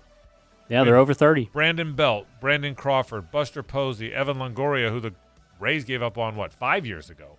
They've got a really good team of old guys. Hey, I don't know if you heard this or not, but the Bucs won the Super Bowl. That's right. Their quarterback's an old guy. Their tight end was an old guy. You know, I mean, think about this. LeBron, I don't know how deep they're going to go, but he's 1 year removed from a title. He was 35 when he won a title. I think it's cool. I mean, I'm watching the Giants. They know how to play. The strikeouts don't rattle them. Tom Brady doesn't get rattled. Now, look, we're talking about Brady and LeBron. It's probably a bad comparison. It's 2 of the best players of all time. But it almost seems there's never going to be a shift away from the 27-year-old superstar because that's still the best player in every sport. because that's the guy everybody wants because he's going to be a superstar for a long time. But Gibby, I'm impressed that Pujols is still playing. I don't know what the Dodgers are going to do with him, but well, now add an old guy to your list. I mean, the team with the best record in baseball is the White Sox. Their manager is Tony La Russa. How old's he? He's 76. 76, and he's managing the White Sox every day, and they have the best record right now. Do you guys get the same? Maybe because I'm 62 and I'm approaching, but do you get the sense that there's more of that in all sports everywhere now? All walks of life. Yeah, all walks of life, right? Not just sports. I mean, Marv Albert is retiring from the NBA, who's fantastic, by the way. He turns 80 in June. He's about to turn 80, and he's retiring from the NBA. And by the way, he still has his A game. I mean, he probably just doesn't want to do it anymore. No one's chasing him out. I promise you. But, I mean, I'm just watching these. I watch a lot of baseball. I watch all these games. I watch all these teams. And almost everybody is raving about their young guys. Even Aaron Judge, who's not young. What's Aaron Judge? 28 probably? Somewhere there, right? Today's Trout's 29. Bryce Harper's probably 28. That's the stars today, right? I think it's the coolest thing going, watching teams that know how to play and have these veteran guys. And it's not that long ago that we were putting them all out to pasture. I think it's kind of cool. We're not anymore. I think it's phenomenal. I love the longevity of the athlete because it gives us a chance to have additional seasons with athletes that we find captivating and entertaining. And whether you pull for them or against them, it enriches your sports enjoyment. And to think that you're going to have extra years, I think it can be attributed to this generation of athlete has really embraced sports nutrition, recovery, rehab, doing the right things in terms of keeping their body is not just in good physical health, but the recovery that they go through to make sure that their bodies are rejuvenating at the fullest capacity. And I think it's pretty evident that if you do it, and now athletes I think are starting it really as they enter these professional leagues. I think it's the piece of advice Calais Campbell would say every year in terms of he would always get asked what advice do you give the rookies? He's like, take care of your body, start it now. As you enter the league, get to a point where you're making the right choices about nutrition and recovery, and it makes all the difference in the world. That's why, that's why I don't think it's out of the realm of possibility to say that Trevor Lawrence. A lot of people like to say, well, Trevor Lawrence will be the quarterback here for a decade. Why would it be a decade? I mean, it should be. It could be 20 years. It could be 25 years with the advances that we're going to see. In particularly with how protected quarterbacks are physically now by the NFL, and that's only going to get more so as these careers progress for these rookies coming in. I mean, Trevor Lawrence is 21. He could play until he's 46. Like, that's not out of the – he may not want to, but that is in the realm of possibility that he could be good enough to be one of the 32 best starting quarterbacks in the NFL for 25 years. And to think of all the enjoyment that would bring, it's great to see these guys that are taking advantage of it and extending their careers at the end. I also think it's exciting for us because we're obviously focused more on younger talent, that if they do the things that these older athletes are doing, if they start it now, they have an opportunity to play the game that they love for a very long time and give us, obviously, a ton of great memories. The best golfer in the world right now is 36 years old, and Dustin Johnson. And golf is a little different. I get that. You can play longer, but he is better than everybody else, in that sport. And I think we might see the oldest guy on the Jaguars be one of the best players, and that is Marvin Jones Jr. Yeah, is he the oldest player? I think so. I think because he is the most experienced. That makes a lot of sense. And great call on Dustin Johnson. You're right. Golf lends itself to older players. Right. But but your point's right, though. We're always talking about these young guns, how great the 25, the best players, 36 right now. Here's another one from Lauren's favorite sport that she knows that it's a sport. Kevin Harvick is 45, We're not Lauren. talking about that, and it's not a sport. He's 45, still going. Gibby, how about this? Albert Pujols knocked in 130 runs when he was 21. Okay? Yep. Knocked in 130 when he was 21. He knocked in 101 when he was 37. Consistency, man. That's the name of it. He knocked in 93. He had a 90 RBI season when he was 39. Think about that. 39. He knocked in 93 runs when he was 39. I mean, it really is. It's really amazing stuff. I think it is cool that we're seeing more and more of it. You hit it though, Hayes. You hit it. It's nutrition. There's not many fat guy baseball players anymore. There's not many fat guy golfers anymore. There used to be tons of fat guy golfers. Not anymore. That's a really good point. That's what. And you say it changed the world. You know, it changed the world, but it's really changed sports. Yeah, as someone in my late 30s now, I'd like to say mid, but that's not true. I would say I am probably in better shape because of my nutrition and hydration now than I was when I was a soccer player all through high school. I hear you. And here's another one, too. I believe that. For sure. Frank Gore, he's 38. Yeah. I mean, you still know going. We love Frank Gore around here. He's a Jaguar legend. That's a great point. Because that position, you're supposed to be done at 31. Now, he's a freak. He and AP were freaks, but it's still a great point. But the nutrition part, Lauren, you said something that got me thinking about it. Yeah, I can tell you, I'm 62, still in pretty good shape. And I can tell you that I was probably in better shape mid-40s than mid-30s. But again, the whole world's paying attention to it. See, the running craze came along in the 70s, and Jim Fix, and everybody ran and ran and ran and ran. And Forrest Gump. Forrest Gump. But I don't know that there was the nutrition thing then. The nutrition things, how recent is because everybody pays attention to nutrition now. The Atkins craze was a weight loss thing, but it wasn't a health thing. The Atkins thing was 20 years ago? Mm-hmm. But that was about weight loss. It wasn't about health, don't you think? Yeah, I do. I think that is recent. The biggest I think that you're seeing, and I think this applies to a lot of average people that are just trying to get in good shape. I do think that the recovery portion of it that started in professional sports I think there are people that have listened to that and understand that there are certain things that you can do, exercises that are better for you, that are going to create less strain for you than others. And I think a lot of people have embraced that, and I think that is enhanced because that's the thing. I mean, you could start working out, but if you are overzealous and you're not focused on recovery at all, you ignore that element of it. You can get hurt. You could be out for 4 to 6 weeks, maybe longer, depending on it, and that takes you out of your routine. And for a lot of people, once you're out of that routine, it's hard to then get back into it. So I think the recovery aspect is really starting to take hold, obviously, in professional. It's been there now for several years. But again, it's like people that work out, I'm assuming, pay at least a smidge of attention probably to sports. Right. And you can't listen to an athlete talk today about their career and how they're still able to do it at a high level without them talking about the importance of recovery and making sure that you're treating your body right when you're away from the gym. I've always said that. I think it's dead on. Think about this, Lauren. If you were a professional athlete, you, for the most part, and maybe this era is changing, would be over the hill. Oh, now, 100%. You've always thought of yourself as a young person, because Right. I can tell you, when I was in my 30s, I always thought of myself as one of the youngest people in the group. Sure. Late 30s, you're over the hill. Hey, you're way over the hill. Oh, I'm done. Yeah. Put a fork in me.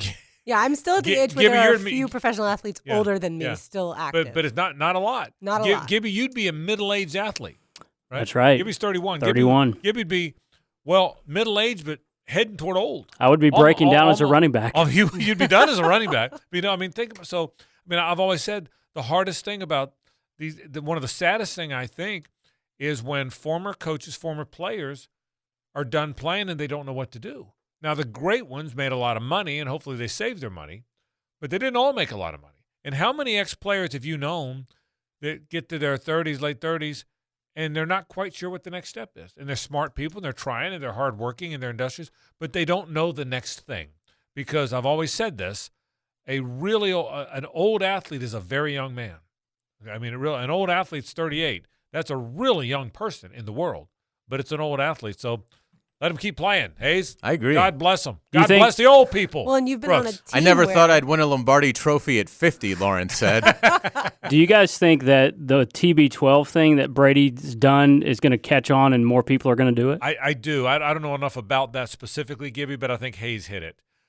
The TB12 thing is part of the whole nutrition, exercise era, which we're in. No nightshades. That's the rule that Tom Brady follows. No nightshades. And What's there that? Are, What does there that are mean? I have no foods idea that what are that means. Dark inflammatory, shade and that's food. what are called nightshades. So, for instance, no tomatoes, no peppers. See, all, Griffin and I were all Griffin good and I were eating stuff. lunch, and he was telling me all that about. He told me something about nightshades, and Yeah. I nodded like I knew what he was talking I about. only have Nightshade ever heard that sounds word like because of TB12. Cinderella's debut album, Yeah, in 1987. or something you don't do at the bar. Okay, so I mean, Or what you wear to the bar. Yeah, Your yeah. nightshade. I had no idea. I'd never heard. So of it. it's not just So like you can't don't eat tomatoes. That's nightshade. That's See- correct. see, So Anything he that can eat cause tomatoes inflammation. in the day, No, but not at night. but he no. can eat them at No, night. he literally doesn't eat tomatoes call me because crazy. it's an inflammatory vegetable See, or fruit, actually. I'm Tomatoes are smart enough to know. So it has nothing to do with the time? Correct. Yeah, Oh, it's okay, just I'm with you.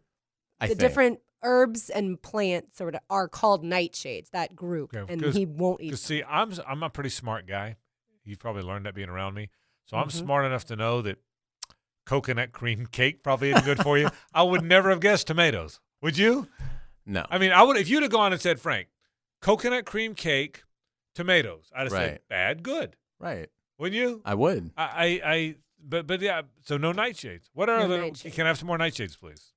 They are white potatoes, eggplant, bell peppers, cayenne pepper, paprika. Slow down. Sure. White potatoes. White potatoes. Okay, no good for you. I would have known that. Mashed Eggplant. potatoes. I would have had no idea that was bad for you. I don't eat a It's lot not of it necessarily anyway. bad for you. It's just it. You can't win a Super Bowl at it's 43 correct, if you eat eggplant. Correct. I get it. Okay. Yeah, bell peppers. You would have thought that's healthy. Who has no? What do you mean you can't eat bell pepper? Cayenne pepper and paprika, in addition to tomatoes. Those are from the nightshade family. Our coconut cream cake, is that in the nightshade That's family? not. That's going to be in the processed sugar family. Okay, I get it. So there you go. All right. Hey, let's take a break. Let's get back to Jaguars rookie mini camp. I was able to catch up with Urban Meyer after the Saturday workout. That interview is next. It's 1010XL and 92.5 FM. Frank Frangie, Hayes Carline, Lauren Brooks with you. Before we get to the interview, Hayes, start with you. It's been a handful of months now that Urban Meyer's been the football coach with the Jaguars. He's undefeated. But how would you assess how he's gone about his business early on? I think it's been outstanding. Yeah. I mean, I think he's shown how curious he is about this level of football. I think he's attacked that curiosity, and I think he's executed a brilliant plan in terms of expanding the operation. And again, for Urban, it comes down to, is this elite? If it's not elite, why not? Let's make it elite. I think this franchise absolutely needed that attitude. And again, thank goodness the Jets were dumb enough to start winning games, because it's why Urban Meyer is here. And I'm incredibly encouraged with where the program is going under his direction. Yeah, he's only really had the one misstep to this point, and that was hiring Chris Doyle as the strength and conditioning coach, pretty much. And then that solved itself fairly quickly. And so outside of that, he's been transparent. He's been friendly, I would say, which I Yes. didn't expect. And he's, I think, made all the right decisions when it comes to player procurement. Yeah, and I think I agree on all counts. Because And I think he's really in charge. Yeah, I do too. But I agree. I just think I don't know what I was expecting. I was expecting what my vision is of Bill Belichick. Gruff and not really wanting to be engaging with media and fans. And it's probably not fair to Urban, because he really wasn't that at Florida. He was more tense than he is now, but he wasn't that. But I think he's been fantastic. I think he's been easy to get along with, easy to talk to. He's turned down virtually no interviews. It's just everybody and their brother wants to talk to him, and I understand that. So I got a chance to catch up with the Jaguars head coach over the weekend. Welcome back, everyone. Time to talk Jaguars football. Frank Frangie with you as we welcome in the head coach of the Jacksonville Jaguars, Urban Meyer. Urban, thanks for joining us. I got to ask you, with all the sponsor stuff and drafting players and hiring coaches, coaches love to coach. How did it feel to have the whistle around your neck and to be back out there today? Well, it felt great. Obviously, it's our second day, and I took a moment yesterday. It was like, wow, when you jogged on the field, and I remember talking to Shelley about it. So it's been a few years, and also you jog on the field, and you're seeing these great players jogging out there. So it was awesome, and plus it's Jacksonville, Florida, so it felt great. 18 players is unusual, and I'm thinking, back in the day, they let workout players or more of them come. My first thought is, can you get as much done? But then I think, well, maybe you get a better look at some of these guys. How do you feel about the 18 players, and what do you try to get accomplished in this mini camp? Yeah, we probably went a little bit too hard yesterday, and so we backed off today. And you know how much there's some guys you can tell we're training very hard since their pro day. Other guys haven't, and you know, since the draft, et cetera. So we're trying to be as smart as we can. The most important thing right now is to you know, get them in shape so they can practice at the tempo that we expect. Urban, they're not there. There's some that are, but most are not. I get it. The league's at a tough spot now. In the past, voluntary workouts have been very well attended, but there has been, and you know this, there's been pushback now from the union, maybe more than ever before. How do you feel about that? How do you mitigate that? How do you think that thing plays out?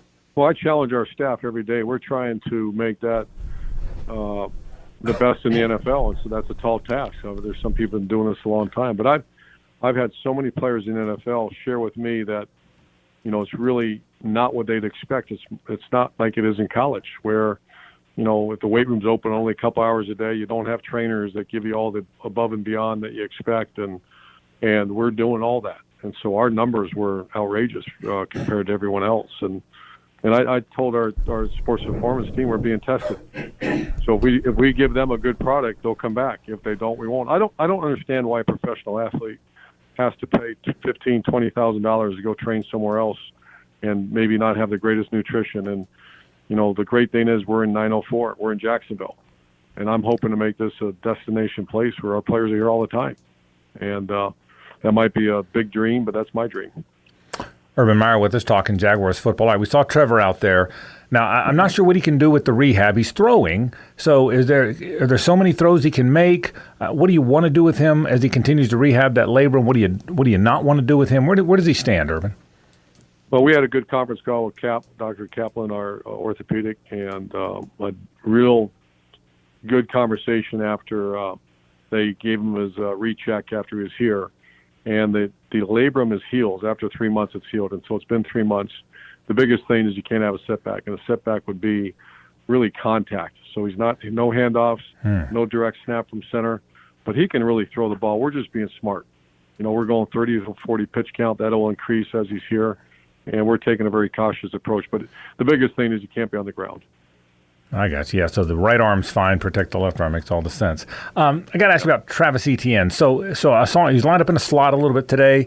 I was thinking about this when I'm watching. You won a national championship here with Deshaun Wynn, who's 230 and can run through a wall. 2 years later, you won one with Jeff Demps, who's a little guy that runs 100 miles an hour. Do you have a preference? Do you like a faster guy that you can use a lot of different ways? Where are you on that?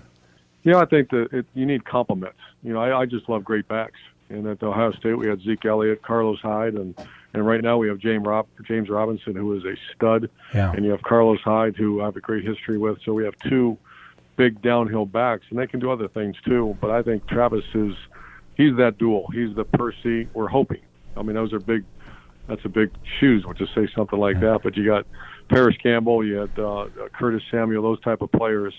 Offense coordinators love those kind of guys who can do multiple things. This has not been a fast team, Urban. They're 1-15 last year. Team speed's been a thing. Your teams have always been fast. So you sign Agnew and Dorsett and Jones, and you draft Travis, who can really run, and Tyson Campbell. Was that a big thing? Do you feel like you've mitigated some of that as best you can with free agency and the draft here? I think development, too. You know, DJ Chark is really fast. Yeah. And Laviska's fast. And we just got to play faster. Right. You know, what your comment is correct, but fast isn't always necessarily 40-yard dash time. You know, I remember a guy one time telling me at Utah, this guy's name was actually John Robinson. We're getting ready. He's at UNLV, and we walk out in the field. He goes, "That's the fastest team I've ever coached against." I'm thinking, wait a minute, we only have one guy that runs under 4.5. Wow. So it's more how you play than the actual 40-yard. You know, we got to play fast. Obviously, we've signed a couple. We've developed a few. Now we just got to play fast. It's a great point because your teams have. Does tempo in practice affect that? Do you have a certain tempo in practice, and does that affect teams playing fast? And to that end, how much of that can you get done right now with these rookies? Not much. You can't do that right now. The tempo, quite honestly, is awful. You know, you got 18 guys. If we went to tempo, we're going to go at. You know, there would have been guys passed out on the field, and we're not trying to do that. We want to just learn the offense, learn the culture, But everything you're saying is correct. If you want to play, playing fast falls in a lot of categories. Actually, the ball snapped, you play fast. Up-tempo plays where the offense is moving at a good speed. And that's very important. It's always been important to me. Tim Tebow's in the news, obviously. You've been asked about him a lot, but I'm almost remiss if I don't. Do you have a timetable on when you want to address that, or where you are with your staff or with Tim on that? Yeah, this is a big staff, involvement. This is not, this is something that I'm leaning on the experts. Can a guy like Tim or any other free agent or someone we bring in, can they help us win? And we have 2 tight end slots open. We try to have 7. We only have 5 right now. And so that's a position that was not strong last year, but O'Shaughnessy's been doing great in the offseason. This guy named Tyler Davis has been doing great. Mm-hmm. We drafted Lou Farrell, and we signed Chris Manhurst in the free agency. So we're addressing it, but we're going to have to get 2 more tight ends in the organization. All right, final thing here, and I appreciate your time. I really do, Urban. It goes so fast. You take the job and you hire coaches and you draft, and now you got to buy a house. I assume you got to sell a house. Have you settled in at all? Is Shelly here? Are you happy? Can you breathe yet, or is it too early to breathe? How does that work?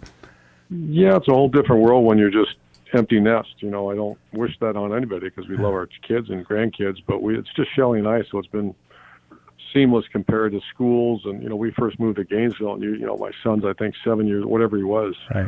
And your whole focus is your kids and moving and getting them out of school. And this was just Shelly and I. So yeah, we're settled in and everything's moving fast. All right, Urban Meyer, the coach of the Jaguars, got a lot to do. Rookie minicamp at day 2. Urban, thanks so much for spending some time, man. We appreciate it. Look forward to talking to you again. Okay, Urban Meyer, the Jacksonville Jaguars head coach. Yeah, he was great, and he was very happy to do it. And again, I appreciate that. And you'll hear more from Urban as the days and the weeks go along. But we'll kind of unpack some of the things he said after this. It's 1010XL and 92.5 FM. We have 2 tight end slots open. We try to have 7. We only have 5 right now. And so that's a position that was not strong last year, but O'Shaughnessy's been doing great in the offseason. This guy named Tyler Davis has been doing great. Mm-hmm. We drafted Lou Farrell, and we signed Chris Manhurst in the free agency. So we're addressing it, but we're going to have to get 2 more tight ends. Great job by Frank Frangie catching up with Urban Meyer, and for Andrew Gibson for also making it all happen. Frank Hayes, Gibby, I'm Lauren Brooks, and you just heard the entire interview that Frank had with Urban Meyer, and that was just one clip of talking about the tight ends when you asked him about Tim Tebow. Do you think, by the way, we hear that Tebow is signed sometime this week? I do. My guess, now, again, that's a guess. Sure. There was no inside information, wink, wink, here's what we're going to do. I do. And again, I think Urban's kind of matter of fact about this. I think I know this gigantic media story, and everyone wants to talk about it, and he's taking up a roster spot, and how do they do that? And he's going to be 34. And I think to Urban, he's like, look, I have a lot of respect for the guy. I have a lot of confidence in the guy because I've coached him. I know he's in great shape. He's going to be, you just heard him say it. If they do sign him, he's going to be one of the 7 tight ends that go to camp with us, and then we'll see. I think to Urban and to those guys, this isn't nearly as big a deal as it is to the media. That doesn't mean it's not an important deal. When I say it's not as big a deal, every one of those 90 players are important because they're all trying to make the team, and you brought all 90. You're bringing all 90 of them in hopes that they can help the team. But I just think I think too much is made of it. I think, and I get it, but I think my guess is they're going to sign him. My guess is he's going to go to camp. And my guess is he'll be one of the 7. He'll be one of the 7 guys trying to make 4 spots. That's what I would think. Yeah, one of the 7 trying to be. He's one of the 7 who I think they will sign him, and I think he will be one of the 7 trying to become one of the 4. That's it. I don't think it's any. Now I do sense that if they do, there'll be more to it than just tight end. I think there will be H-back. Hicken told me today on the podcast, I think, that when Rex Ryan had him with the Jets, did I hear this right? That when Rex Ryan had him with the Jets, they snapped it to him on fake punts, and it worked a lot of the time when he was in the up back. I don't remember it working a lot of the time. Maybe I heard him wrong. I don't want to say something that's out of it. But maybe it was in practice it worked. Maybe that's what he was talking about. Maybe that's what it was. Maybe he said in practice it worked. I don't know. I don't know the full extent of it. But my guess, the point is, I would guess if he's on the team, H-back, move tight end, personal protector, maybe wildcat here or there. That'd be my guess. And again, I'm taking a wild guess. or he doesn't make the team. He's one of the 7 that goes and one of the 3 that gets cut. Who knows? But I think the point is, I want to unwrap some of the other stuff Urban talked about. But I think to that point, Lauren, and Hayes weigh in, I think to them he's just one of the 7 guys trying to make the 4. That's what I think. And if he's going to sign 2 tight ends, one is absolutely going to be Tim Tebow. I mean, it just doesn't make sense that they take this story this far and then not sign him. I would anticipate Tim Tebow is signed. I would anticipate it's very quickly because they're practicing, and you need to get him out there. You know, Tim wants to be out there, that's really the thing, though. It's to your point, the numbers game. Manhertz is making the club. I would imagine the draft pick Farrell is making the club. Right. It doesn't stand to reason that a 1-in-15 team is going to cut a draft pick, particularly when Urban knows him so well. O'Shaughnessy's going to make the club. Urban talked highly about him in your conversation. Tyler Davis obviously has made an impression on him, which is interesting. That's 4. That's 4. So if you're Tebow, it's going to be a little bit of an uphill battle here. Yeah. I mean, despite the fact that I don't think the room's very good. Yeah. I mean, you know Manhertz is making it. And there's a pretty good chance that I guess you could make the argument that between O'Shaughnessy and Farrell, maybe one of those guys doesn't. So maybe there's 2 spots, 2 are open. But my guess is 3 are pretty much locked in terms of making the roster, which leaves 1 spot open. So it's going to be a battle. But I really thought what I love hearing Urban talk about is making this a destination place. Right. And when he told you about the off-season workouts and their numbers are, I think he said outrageous right now in terms of that, because he doesn't want guys spending $20,000 a month working out somewhere else. He wants to make this a destination place. And he said, maybe that's a dream, but that's my dream, and I think that's really exciting. Yeah, and I agree with you. I thought that was a big part of what he said. He really believes that. He really believes, and I think when that new facility gets built, and it's going to, that it will certainly serve that well. I think that new facility will make it even more of a destination place. And what better place can these guys work out than here for free? And you're protected. Yeah, if you get hurt, and you're legally protected as well from an insurance standpoint. The other thing he said to me, Lauren, that really stood out to me. It has not been a very fast team. And I made that point to him during the interview. Urban's teams are always fast. They always play hard, and they're always fast. And it seemed obvious to me that with Jamal Agnew and Philip Dorsett, I don't know how good a player he is. He's really fast.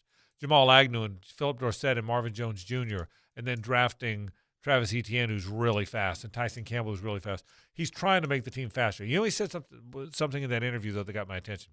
He said it's also development. Which means playing fast. And he talked about how John Robinson, the legendary coach when he was with UNLV, talked about how fast his Utah team was. And Urban's thinking, we don't have a whole lot of 4-stars on this group, but we play fast and we develop fast and we develop ways to play. That really stood out to me. He said DJ Chark's fast, Laviska's fast. We just have to play fast. That of all the things he said to me in that interview, that one really resonated. Right, and usually when you hear coaches talk in the spring, whether it's the NFL or college, they're usually talking in glowing terms. Yeah. My players are looking great and practice is going great, right? They don't usually give you any insight into the negatives.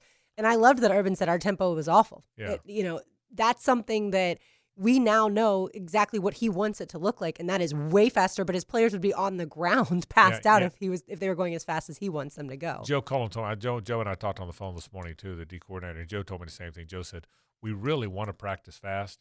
He said we went really slow this weekend. He said just like Urban said in the interview. Joe told me today. He said almost awkwardly slow. But he said, again, you don't have any workout players, so you've only got 18 guys there. You can only do so much. You can only go at so much tempo. And again, 4 of those guys didn't participate Saturday in the workout we watched. So so it's even fewer guys. Yeah, at that point, it's comically low in terms of the numbers, in terms of getting a lot of stuff done. But yeah, great interview. Can't wait to be back out there on the field to have more observations in about a week away, and to see the full gamut of the players that are here. And again, I can't really imagine that there are too many veterans that feel good enough about their spot to stay away. That's exactly right. And I loved his answer to that question. Back to your point, yeah, we We want you to come here to work, not because it's mandatory, not because it's wink, wink mandatory, even though it's not. You know, the league is the league, and I told him that the league is known for wink, wink voluntary, which means it's voluntary, but if you want to make the team, you better be here. His point, he had the best answer in the world of that. It was like, well, if we build it the right way, you're going to want to be here. You're going to want to be working out here because we can give you more here than they can give you at Gold's Gym. No disrespect to Gold's Gym, but we can give you way more here. We give you way more opportunity here, and right now they already have that, but they'll really have it, I think, with the new facility. I think that's kind of the point. Yeah, absolutely. I would be surprised if, there are really any missing players. Yeah. I would just expect some to be off to the side like you saw on Saturday. But I would expect, and I saw today on Twitter that the Dolphins have a high number of players because the team and Brian Flores negotiated that he would, I guess, take it a little easier on them throughout OTAs, and so they got more players to attend. Well, that's where we are. That's where we are right now. Is we talked about in the interview, the league's at a tough spot here because the league has always had guys. It's always had great attendance to the voluntary stuff, but the union's clearly pushing back now. The union is clearly pushing back on the wink wink voluntary more than any time I've covered the league. It's never pushed back like this, and so this is what you said about. I didn't know that story. You just told me, but it makes sense. Every team is going to treat it differently and figure out a way to navigate this thing. And what's so amazing about it to me is you just negotiated a new CBA. Right. Why didn't you just leverage this out if it was such a big sticking point? To me, it's a ridiculous argument. It's always going to be voluntary. If you don't want to come, don't come. But don't get upset when you get cut or your job is no longer there. You're now a reserve. You're no longer starting. And if you were making a big salary and now you're not starting, you're probably getting cut. It's just, to me, it's one of those things that I don't understand why the players are so up in arms over this. First off, they tried to pathetically disguise it as it's a COVID issue. Then they realized how absolutely ridiculous that was. And so they backed off of that. Then it became, well, we just shouldn't have to do it. They're working us too hard. You do very little anyway. I mean, we've all seen an OTA phase 3 workout. There's no contact. There's very little, really anything that you can do to get hurt in terms of actually playing football. I mean, to me, if you're running, and you get hurt, that's something you would do on your own. But in terms of a football standpoint, we don't see a lot of injuries in OTAs. It doesn't feel like they're being worked too hard. And again, it's but to the larger point, Urban Meyer this is why he has been as successful as he's been, because people are looking at the micro of the argument and he's looking at the macro of the argument and saying, well, forget whether they should be here or they shouldn't be here. Let's create something that is so spectacular that they say, this is where I want to be. You said something, changing gears just for a second before we go to break. The University of Florida announced that